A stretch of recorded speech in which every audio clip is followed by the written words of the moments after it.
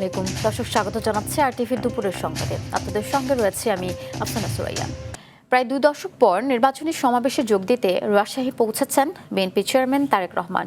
দুপুর 12টা 25 তাকে বহনকারী বিমানটি রাজশাহী বিমানবন্দরে অবতরণ করে। পরে সেখান থেকে সরাসরি শাহ মাকদুম রহমতুল্লাহি আলাইহির মাজার জিয়ারত করেন তিনি। দুপুরে নগরীর ঐতিহাসিক মাদ্রাসা মাঠে নির্বাচনী জনসভায় যোগ দেবেন বিএনপির চেয়ারম্যান। তারেক রহমানের সফর ঘিরে স্থানীয় নেতাকর্মীদের মধ্যে উৎসবের আমেজ বিরাজ করছে। দলের সর্বোচ্চ নেতা সমাবেশ মঞ্চে নাটোর, চাঁপাইনবাবগঞ্জ ও রাজশাহী জেলার দলের মনোনীত প্রার্থীদের পরিচয় করিয়ে দেবেন। ইতিমধ্যে সমাবেশ স্থল জনসমুদ্রে রূপ নিয়েছে। বিএনপি চেয়ারম্যান আজ রাজশাহী ছাড়াও নওগাঁ ও বগুড়ায় নির্বাচনী জনসভায় বক্তব্য রাখবেন।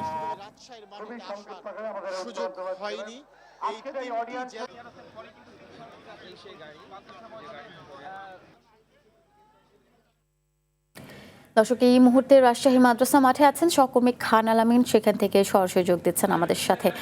আলামিন, তারেক রহমান কখন নাগাদ সমাবেশ স্থলে পৌঁছাতে পারেন, এমন কোনো তথ্য আছে কিনা আপনার কাছে, এবং অন্যান্য নেতাকর্মী এবং সাধারণ মানুষের প্রতিক্রিয়া কি দেখছেন সে বিষয়ে জানাবেন।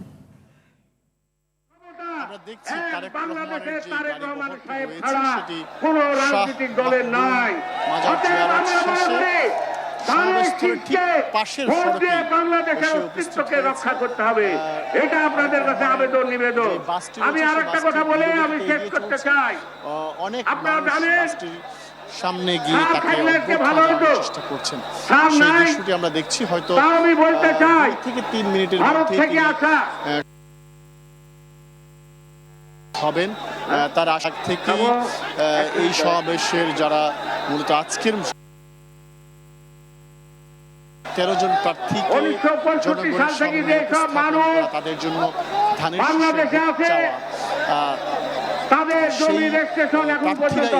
মঞ্চে আছেন, তারা বক্তব্য রাখছেন। তারেক রহমান আসার পরে আমরা হয়তো দেখব যে তাদের হাতে প্রতীকটি তুলে দিয়ে তাদেরকে জনতার হাতে সুপর্দ করবেন। জনগণ যেন তাদেরকে ধানুশীষ প্রতীকে ভোট দিয়ে জয়যুক্ত করে সেই আমরা একটু বলে রাখি। তারেক রহমান 12টার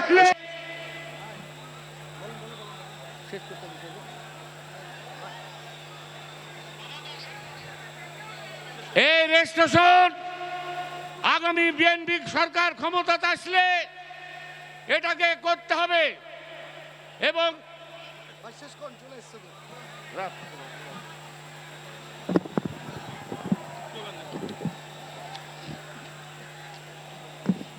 সংগ্রামী জনতা, ইতিমধ্যেই আমাদের মাঝে এসে উপস্থিত হচ্ছেন আজকের এই নির্বাচনী সমাবেশের প্রধান অতিথি, জাতীয়তাবাদী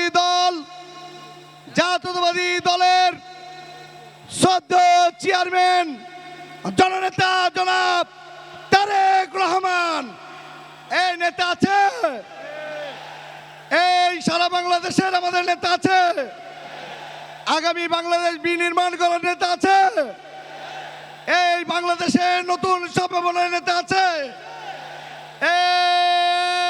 এই সেই নেতা তারেক রহমান। তারেক রহমান, তারেক রহমান, তারেক রহমান, তারেক রহমান। সম্মানিত নেতৃবৃন্দ, ইতিমধ্যেই আমাদের নেতা শাহ মাকদুম রহমতুল্লাহের নেতা আছে, সারা বাংলায় নেতা আছে, স্বাধীনতার ঘোষকের সন্তান আছে, আর আমাদের মাতৃতুল্য নেত্রীর সন্তান আছে, নতুন বাংলাদেশ বিনির্মাণের নেতা আছে,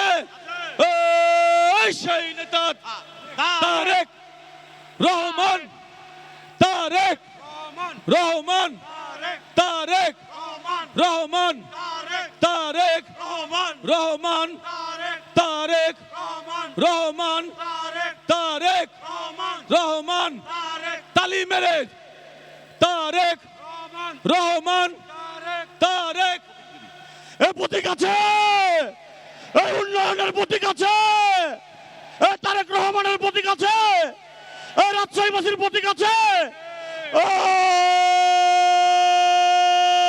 সেই প্রতীক জোরসে বলো, আরো জোরে, জোর হলো না, সবাই মিলে তালি দিয়ে উন্নয়নে দেখিয়ে দেবে, বিজয় এনে, বিজয় এনে জিতবেই তো, জিতেই যাবে। মিনু ভাইয়ের, মিনু ভাইয়ের, মিলন ভাইয়ের, জিয়া ভাইয়ের, চান ভাইয়ের, শরীফ ভাইয়ের, আরেকটাকে সংগ্রামী সমাবেশ।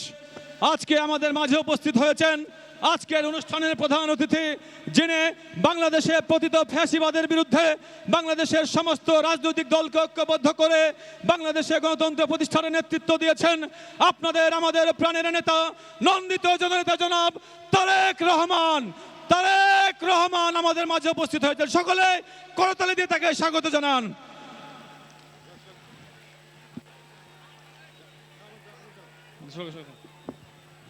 আরে নেতা আছে, কোন সে নেতা? তারেক রহমান, তারেক রহমান, জোরে বলো। আরে নেতৃত্বের নেতা আছে, ওই কোন সে নেতা? তারেক রহমান, রহমান, তারেক রহমান, তারেক রহমান, তারেক রহমান। তার আমাদের নেতা এসে উপস্থিত হয়েছে, আমরা সবাই করতালি দিতে। সংগ্রামী সমাবেশ, আজকের অনুষ্ঠানের প্রধান অতিথি জনাব তারেক রহমান। সকলে করতালি দিয়ে অভিবাদন জানান আমাদের নেতাকে। সংগ্রামী সমাবেশ, শহীদ জিয়া ধান বুনেছে, খালেদা জিয়া ছিল মাঠে, উৎপাদনের অধিক ফসল বিক্রি হবে হাটে। তারেক রহমানের স্বপ্ন দেখায় বাঁচার পেলাম মানে, কালের লাঙ্গল চালায় কৃষক, গলা ভরেছে ধানে। এনসিপি জামাত ইসলাম যতই করক ফিস ফিস, বাংলাদেশের প্রাণের প্রতীক ধানের শীষ, ধানের শীষ, ধানের শীষ। সংগ্রামী জনতা, আজকের এই উত্তাল জনসমুদ্রে আজকের অনুষ্ঠানের প্রধান অতিথি আমাদের প্রাণের নেতা, বিএনপির সম্মানিত চেয়ারম্যান জনাব তারেক রহমান। জনাব তারেক রহমান আমাদের মাঝে উপস্থিত হয়েছেন। এই মার্কা আছে, এই বাংলাদেশের উন্নয়নের মার্কা আছে, এই তারেক রহমানের মার্কা আছে, আরে উন্নয়নের মার্কা আছে, এই সেই মার্কা। জলি মেরে, তালি মেরে, সবাই মিলে মা বলে, চাচি বলে, ভাই বলে, উন্নয়নের সবাই মিলে জোয়ার এলো সারা দেশে। মার্কা ডাকি, জোরে বলো, আরো জোরে, মার্কা ডাকি। সংগ্রামী সমাবেশ, আজকের অনুষ্ঠানে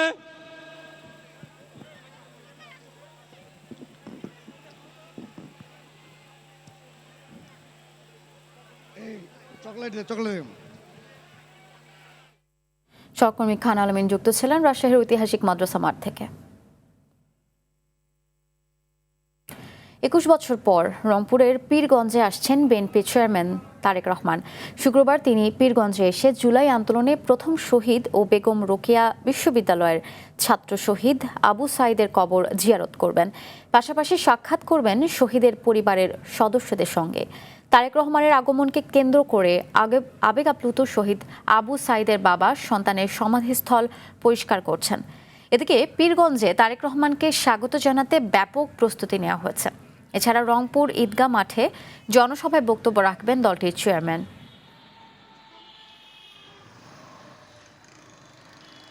আমার ছেলেকে যে হত্যা করছে তার যেন কঠোরভাবে বিচার করা হয়। আর এই রংপুরে অবহেলিত, কর্মসংস্থান নাই, বেকার লোক, এদের যেন কোনো কর্মসংস্থা করে দেয়। গণ অভ্যুত্থানের যে আকাঙ্ক্ষা, বৈষম্যহীন বাংলাদেশ, ন্যায় নীতির বাংলাদেশ, ইনসাফের বাংলাদেশ, এটা যেন উনি প্রতিষ্ঠার জন্য কাজ করে। পীরগঞ্জের প্রতিটি গ্রামে, প্রতিটি অঞ্চলে ব্যাপক সাড়া পড়ে গিয়েছে। বাংলাদেশ বিনির্মাণের তারেক রহমানের নেতৃত্বে এগিয়ে যাবে। বিএনপি ক্ষমতায় গেলে শিক্ষাকে অগ্রাধিকার দেওয়া হবে এবং কৃষিভিত্তিক কলকারখানা গড়ে তোলা হবে বলে জানিয়েছেন দলটির মহাসচিব মির্জা ফখরুল ইসলাম আলমগীর। সকালে ঠাকুরগাঁওয়ের শালন্দর ইউনিয়নে নির্বাচনী জনসংযোগে তিনি এসব কথা বলেন। গতানুগতিক শিক্ষার পাশাপাশি কারিগরি শিক্ষায় শিক্ষিত হয়ে স্বাবলম্বী হওয়ার আহ্বান জানান তিনি। ব্যবসার জন্য রাজনীতি নয়, রাজনীতি করতে গিয়ে বাপের যে জমি ছিল তা অর্ধেক শেষ হয়েছে বলেও দাবি করেন মির্জা ফখরুল।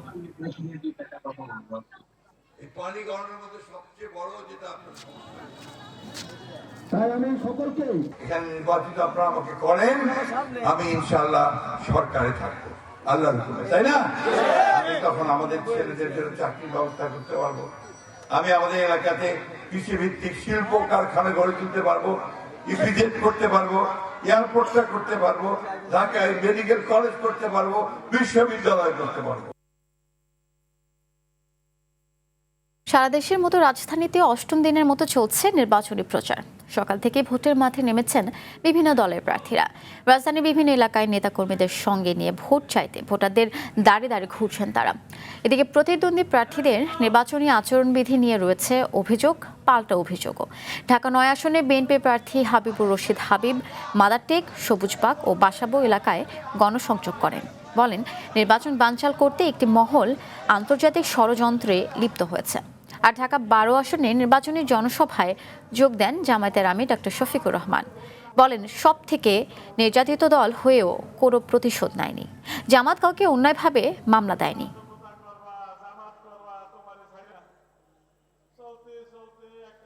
ইতিমধ্যে নির্বাচনকে বানচাল করার জন্য আন্তর্জাতিক অভ্যন্তরীণ অনেক চক্রান্ত ষড়যন্ত্র চলছেই। আমরা চেষ্টা করছি, বিশেষ করে আমি ব্যক্তিগতভাবে আমি ঐক্যবদ্ধভাবে কাজ করতে চাই। সবচেয়ে নির্যাতিত দল ২৪ সালের ৫ই আগস্ট রাতের বেলা বিধ্বস্ত কেন্দ্রীয় কার্যালয়ে ঢুকে বলেছিল, আমরা কারো উপর থেকে প্রতিশোধ নেব না। আমরা আমাদের কথা রেখেছি, কারো উপর আমরা প্রতিশোধ নেইনি। বলেছিলাম যারা মামলা করবেন ন্যায় বিচার পাওয়ার জন্য, আমরা তাদের পাশে তাকিয়ে শক্তি যোগান দেব, তাই আমরা করে যাচ্ছি। দর্শক, নির্বাচনী প্রচারের খবর জানাতে রাজধানীর বিভিন্ন এলাকায় রয়েছেন আমাদের সহকর্মীরা, সরাসরি যুক্ত হচ্ছেন তারা। প্রথমে চলে যাচ্ছে এর বাদলের কাছে। বাদল, আপনি কোন এলাকায় রয়েছেন এবং সেখানকার প্রচারণার সর্বশেষ চিত্র কি দেখছেন, আমাদের জানাবেন বিস্তারিত। আফসানা, আমি এই মুহূর্তে ঢাকা সংসদীয় ৮ আসনে রয়েছি।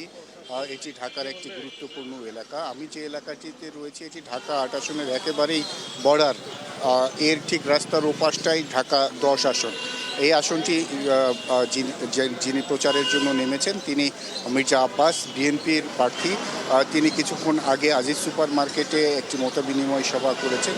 সেই মতবিনিময় সভায় তিনি বক্তব্যও দিয়েছেন এবং তিনি বলেছেন যে তিনি যদি নির্বাচনে জয়ী হন সেই ক্ষেত্রে এই এলাকার উন্নয়নে কাজ করবেন এবং মানুষের জন্য কাজ করবেন। তিনি বলেছেন যে কিছু চক্র আছে যারা নির্বাচন নিয়ে ষড়যন্ত্র করছে, কিন্তু সেটিকে উপেক্ষা করে তারা নির্বাচনে জয়ী হবে এমনটি তারা প্রত্যাশা করছেন এবং তারা মানুষের কাছে প্রতিশ্রুতি দিচ্ছেন। আমি যে এলাকাটিতে রয়েছে এটি কাটাবন এরিয়া। এখানে মির্জা আব্বাস নামাজ শেষে এসে জনসংযোগ করার কথা রয়েছে, সেই জন্যই আসলে গণমাধ্যম এখানে অপেক্ষা করছে। এর আগে আমি ঢাকা ৯ আসনে ছিলাম, এছাড়াও বিভিন্ন এলাকায় আমি ঘুরেছি। বিশেষ করে প্রার্থীরা তাদের এলাকার যে সমস্যাগুলো রয়েছে সেই সমস্যাগুলোকেই প্রাধান্য দিচ্ছেন। এছাড়াও জনগণের কাছে তারা যাচ্ছেন এবং জনগণের কাছ থেকে তারা শুনছেন যে তার এলাকায় আসলে কী ধরনের সমস্যা রয়েছে। সেই সমস্যাগুলোকে তারা চিহ্নিত করে সেগুলোকে সমাধান করার চেষ্টা করবেন। গ্যাসের সমস্যা, পানির সমস্যা, বিদ্যুতের সমস্যা, রাস্তাঘাটের সমস্যা, এই বিষয়গুলো এলাকা ভেদে রয়েছে এবং ঢাকার যে বড় সমস্যা যানজট সেগুলোকেই প্রাধান্য দিয়ে তারা কাজ করবেন। ভোটাররাও বলছেন যে তারা আসলে ভেবেচিন্তে যোগ্য প্রার্থীকে তারা ভোট দিবেন। তো নির্বাচনের যে প্রচার সেটি আসলে জমে উঠেছে এবং প্রার্থীরা দাঁড়ে দাঁড়ে যাচ্ছেন। সকাল থেকে রাত অবধি চলছে এই প্রচার। এই মুহূর্তে আমরা আব্দুর রহিমের কাছে যাব, আমাদের আরেকজন প্রতিনিধি রয়েছেন। আব্দুর রহিম, আপনার কাছে নির্বাচনী প্রচারের সর্বশেষ কি খবর আছে জানাবেন।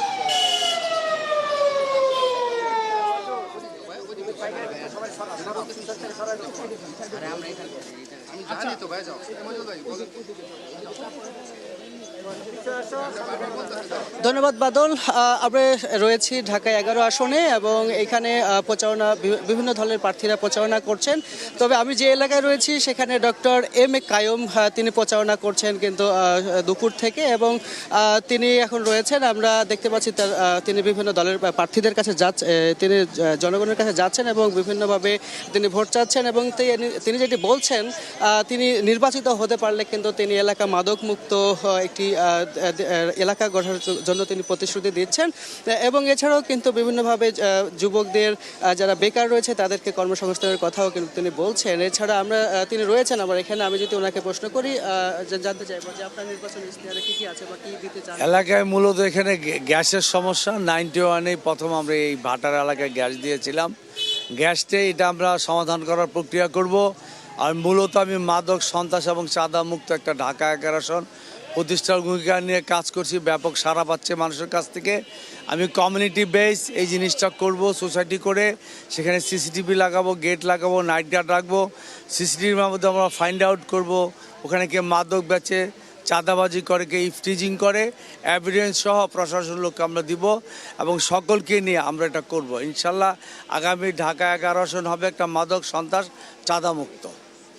জি ধন্যবাদ। যেমনটি শুনছিলেন তিনি বলছিলেন যে চাঁদাবাজ মুক্ত এবং সন্ত্রাস মুক্ত একটি এলাকা গড়ার জন্য তিনি প্রতিশ্রুতিবদ্ধ হচ্ছেন জনগণের সাথে এবং তিনি জয়ী হলে কিন্তু তিনি এই সব কাজ করে জনগণের জন্য কাজ করতে চান বলে তিনি জানাচ্ছেন। তো এই ছিল আমার কাছে রাজধানীর 11 নং আসন থেকে সর্বশেষ।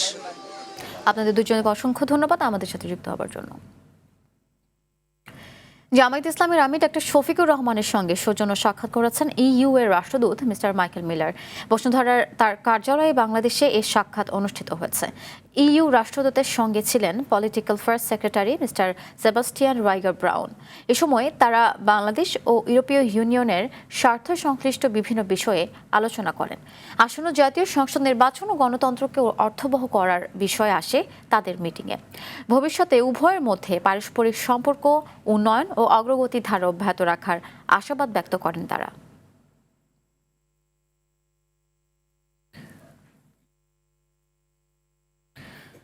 নির্বাচনী আচরণবিধির তোয়াক্কা করছেন না কেউ। অনেকটা কাজীর গরুর কেতাবে আছে, গোয়ালে নেই অবস্থা। বিশ্লেষকরা বলছেন এক্ষেত্রে কমিশনে যেমন ব্যর্থতা রয়েছে তেমনি রয়েছে রাজনৈতিক দলগুলোর সদিচ্ছার অভাব। অবশ্য নির্বাচন কমিশনের দাবি অন্যান্য নির্বাচনের তুলনায় এবার আচরণবিধি পালনে বেশি সচেষ্ট প্রার্থীরা। খান আমিল রিপোর্টারে বিস্তারিত থাকছে। জাতীয় নির্বাচনে প্রার্থীরা কি করতে পারবেন আর কি পারবেন না সেটি এই বিধির মাধ্যমে ঠিক করেছে নির্বাচন কমিশন। সময় সময় এতে হয়েছে সংযোজন বিয়োজন।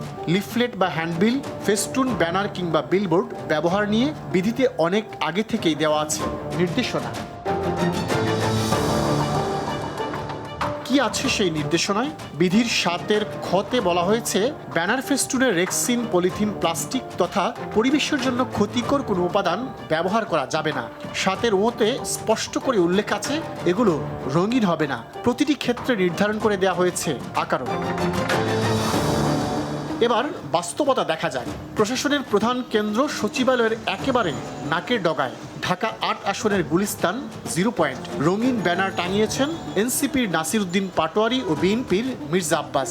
আছে সাদা কালো, তবে সেগুলো আবার পিভিসি পেপারের, যেটি প্লাস্টিক দিয়ে তৈরি। সাধারণ মানুষের কাছে পরিচিত ডিজিটাল ব্যানার হিসেবে। এনসিপির কেন্দ্রীয় কার্যালয় বাংলা মোটরের রূপায়ণ টাওয়ারের ঠিক সামনে নাসিরউদ্দিন পাটোয়ারির এমন আরেকটি রঙিন ব্যানার। রাজধানী জুড়েই চোখে পড়ছে এমন ব্যানার ফেস্টুন। ঢাকা 12 জামাতের প্রার্থী সাইফুল আলম খান মিলনের একাধিক রঙিন ব্যানার শোভা পাচ্ছে কাউরান বাজার মোড়ে। আছে স্বতন্ত্র প্রার্থী সাইফুল আলম নীরব ও বিএনপি জোটের সাইফুল হকের ব্যানারও। ঢাকা 10-এর বিএনপির প্রার্থী রবিউল আলম রবির রঙিন ব্যানারও শোভা পাচ্ছে কাউরান বাজার মোড়ে। সবই ঘটছে চোখের সামনে, কিন্তু কোনো ব্যবস্থা নেই। বিশেষজ্ঞরা বলছেন কমিশন ব্যর্থতার পরিচয় দিচ্ছে আর প্রার্থীদের ঘাটতি সদিচ্ছার। নির্বাচন কমিশন ইনিশিয়ালি যেটা করতে পারে, যে সকল কাজগুলো আচরণবিধি লঙ্ঘন করে হয়েছে সেগুলো তার কাছে দৃশ্যমান হলে সে এগুলো অপসারণ করার উদ্যোগ নিতে পারে। প্রার্থী নিজে করে থাকুক বা তার পক্ষে অন্য কেউ সাপোর্টেজ করার জন্য করে থাকুক, যে করে থাকুক মনে করবে যে এটা কাজ হচ্ছে না, কারণ নির্বাচন কমিশন এগুলোকে কি করছে, দূর করে দিচ্ছে, এগুলোকে রিমুভ করছে। এটা খুব জরুরি। আপনি ইনিশিয়াল উদ্যোগ আমি মনে করি এটা হওয়া উচিত। অবশ্য নির্বাচন কমিশন বলছে অন্যান্য নির্বাচনের তুলনায় এবার আচরণবিধি বেশি মানছেন প্রার্থীরা। রাজনৈতিক দল নেতৃবৃন্দ তারা স্ব-উদ্যোগে তাদের কর্মী বাহিনীকে নিষেধ করেছেন যে আচরণবিধি পরিপন্থী কাজ না করার জন্য, যার কারণে এই আচরণবিধি ভঙ্গের যে প্রবণতাটা অন্যান্য নির্বাচনের তুলনায় এবার আমরা একটা কম দেখছি। এটি একটা ভালো দিক। আচরণবিধি নিয়ে কমিশনকে আরও বেশি কঠোর হওয়ার পরামর্শ বিশেষজ্ঞদের। খান আলামিন, RTV, ঢাকা। অন্তর্বর্তী সরকারের সময়ও কমেনি বিদ্যুতের সিস্টেম লস, উল্টো বেড়েছে। সরবরাহ লাইনের দুর্বলতার পাশাপাশি বিদ্যুৎ চুরি অব্যাহত থাকায় বেড়েছে এই লস। এদিকে নবায়নযোগ্য বিদ্যুতেও নেই উল্লেখযোগ্য অগ্রগতি, যদিও কর্মকর্তারা বলছেন নতুন করে বিদ্যুতের দাম না বাড়ানোটাই এই সরকারের বড় অর্জন। তবে সেবামূলক খাতটির অবনতির জন্য সংশ্লিষ্টদের জবাবদিহিতার পাশাপাশি বন্ধ করে দেওয়া উচিত পারফরম্যান্স বোনাসও, মত বিশ্লেষকদের। দর্শক, দুপুরের সংবাদ এ পর্যন্তই। জেলা সংবাদ বিকেল 4:45টায় দেখার আমন্ত্রণ রইল। ধন্যবাদ সবাইকে।